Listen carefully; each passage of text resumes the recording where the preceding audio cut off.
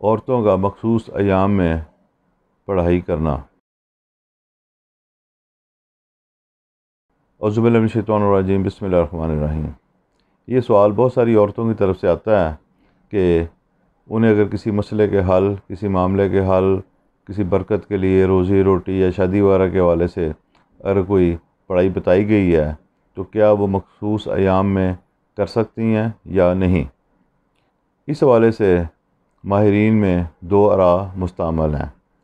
بہت سارے لوگ اس کو ایک غیر فطری سا عمل سمجھتے ہیں اور اس وجہ سے وہ عورتوں کو پڑھائی وغیرہ کرنے سے منع کرتے ہیں کہ مخصوص ایام میں وہ پڑھائی نہ کریں۔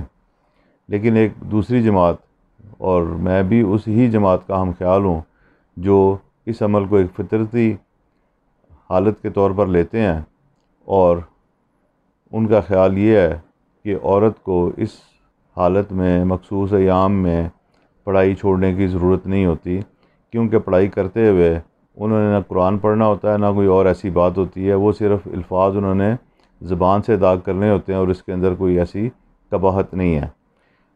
مخصوص ایام کی جو مسئلہ ہے یہ ایک فطرتی مسئلہ ہے، غیر فطرتی ہے نہیں، نہ کوئی ایسی بات ہے کہ عورت کو اس میں ملیش ہو جاتی ہے یا اس کو کوئی گھر سے نکال دینا چاہیے، کوئی ایسی کیفیت نہیں ہے۔